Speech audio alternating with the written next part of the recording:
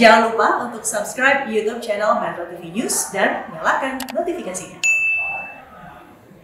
Keamanan vaksin AstraZeneca kembali ditinjau di sejumlah negara akibat ditemukannya sejumlah kasus pembekuan darah yang dialami oleh pasien setelah menerima suntikan. Nah, apakah betul vaksin AstraZeneca dapat membekukan darah? Kita simak ulasannya dalam Fact Check bersama rekan Gadis Bianca. Gadis, silakan.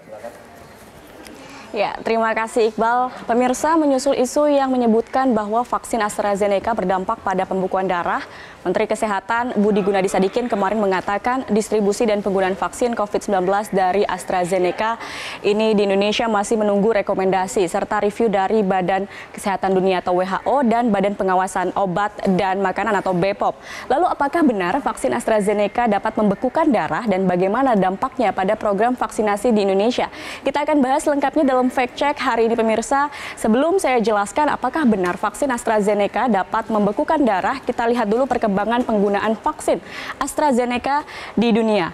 Ada sejumlah negara yang pada pekan lalu ini menangguhkan atau menunda penggunaan vaksin AstraZeneca selama 2 minggu untuk meninjau ulang vaksin tersebut. Di antaranya ini adalah Austria, ada Denmark, Islandia, Norwegia, Estonia, Belanda, Luxembourg, Lithuania, dan Latvia.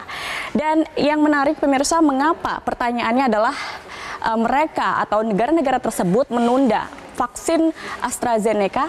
Nah, ini adalah bentuk kewaspadaan pemirsa karena European Medicine Agency atau Agensi Obat-obatan Eropa menyatakan bahwa hingga 9 Maret 2021 terdapat 22 kasus pembekuan darah dari 3 juta orang lebih yang divaksin AstraZeneca. Nah, kita lihat pada kasus tersebut, European Medicine Agency menyatakan bahwa sebetulnya tidak ada tanda-tanda langsung yang merujuk pada penggumpalan darah atau penggumpalan darah itu tidak merujuk langsung disebabkan oleh vaksin AstraZeneca. Kita lihat pada kasus perawat yang meninggal dunia akibat dari pembekuan darah di Austria. European Medicine Agency ini juga menyatakan bahwa tidak ada pada penyelidikan awal tidak ada yang menunjukkan bahwa kasus kematian tersebut disebabkan oleh vaksin AstraZeneca. Kita lihat selanjutnya yang menarik adalah pemirsa bahwa ada penelitian yang menyebutkan bahwa peningkatan penggumpalan darah ini juga disebabkan atau COVID-19 ini menyebabkan terjadinya peningkatan penggumpalan darah. Kita lihat di sini bahwa mengutip laporan penelitian yang diunggah situs edukasi Harvard University pada 9 September 2020 lalu, berdasarkan pengamatan terhadap para pasien COVID-19 yang ditangani ICU di sejumlah rumah sakit di Amerika Serikat, tim peneliti Harvard Medical School menemukan bahwa COVID-19 ini menyebabkan terjadinya peningkatan penggumpalan darah yang berasal dari salah satu protein atau factor V. Hal ini terlihat dari adanya aktivitas factor V yang memicu terjadinya penggumpalan darah sehingga beberapa pasien membutuhkan antikoagulan atau pengenceran darah. Temuan ini juga dimuat dalam The American Journal of Hematology pada 24 Agustus 2020 dan Profesor Patologi Harvard Medical School Elizabeth Van Cott ini juga menyatakan bahwa selain COVID-19 saya belum pernah melihat ada hal lain yang menyebabkan peningkatan faktor V dan saya telah melakukan ini selama 25 tahun.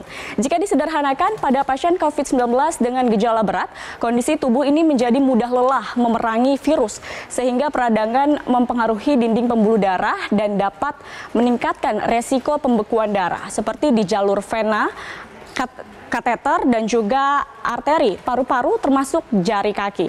Sekarang kita lihat lagi informasi terkait vaksin AstraZeneca. Kita lihat ini adalah fakta-fakta mengenai vaksin AstraZeneca. Ya, ini adalah fakta-fakta mengenai vaksin AstraZeneca. Dari hasil analisis dan uji coba vaksin AstraZeneca ini diumumkan oleh Oxford University di Inggris pada 23 November 2020. Vaksin yang juga bernama Chadox AZ1&CoV-19 atau AZD122 ini diuji coba di Inggris dan Brazil dan dikatakan mendapatkan atau uji coba tersebut merujuk keberhasilan hingga 90%. Lalu kemudian kita lihat di sini bahwa cara kerja pembuatan vaksin ini menyebarkan vektor modifikasi virus yang sebelumnya telah dilemahkan pada simpanse.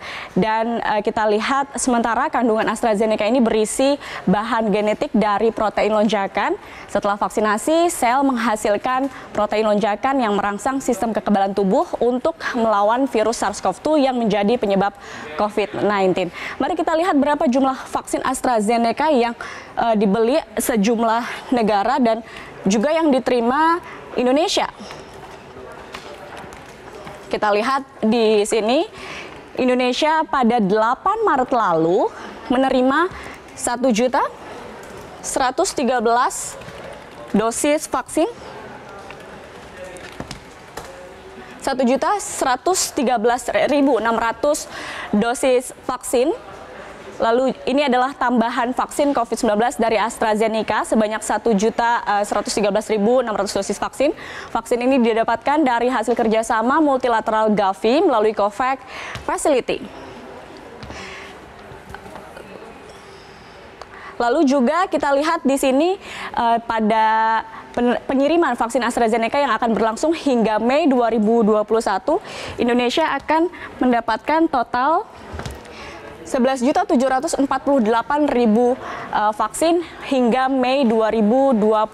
Sementara itu kita lihat data pembelian dosis vaksin AstraZeneca di negara dan kawasan lainnya. Kita lihat ini adalah Uni Afrika mendapat atau membeli ada 500 juta dosis vaksin AstraZeneca, Uni Eropa 400 juta dosis vaksin, Amerika Serikat 300 juta dosis vaksin, COVAX Facility 170 juta dosis vaksin, Jepang 120 juta dosis vaksin, Brazil 102 juta dosis vaksin, Inggris 100 juta dosis vaksin, Meksiko 77,4 juta dosis vaksin, Thailand 61 juta dosis vaksin, Australia 52,8 juta dosis vaksin. Itu dia pemirsa negara-negara atau kawasan yang telah membeli dan menggunakan vaksin AstraZeneca.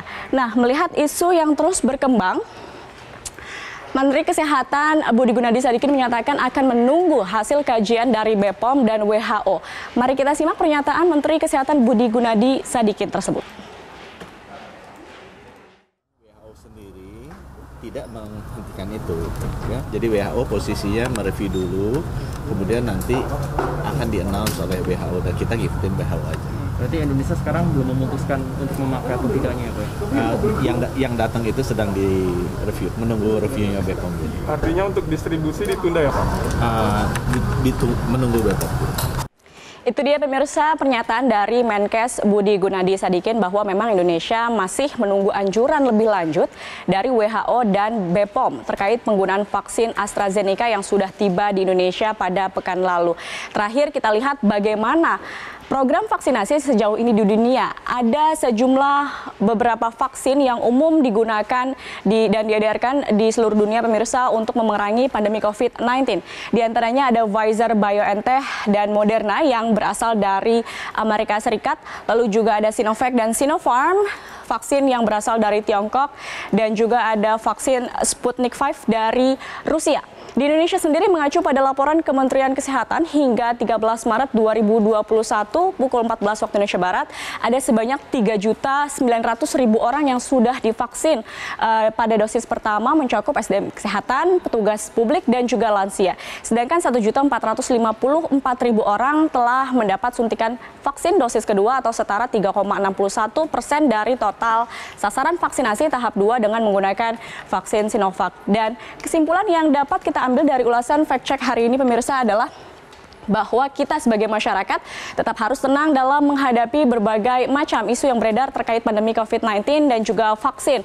Di situasi pandemi, masyarakat harus terus mengikuti perkembangan informasi dan tentunya kita juga harus patuh atas aturan anjuran yang sudah diputuskan pemerintah. Hal itu tentu sebagai upaya bersama dalam membentuk kekebalan imun kolektif melawan virus corona. Demikian Iqbal, kembali ke Anda.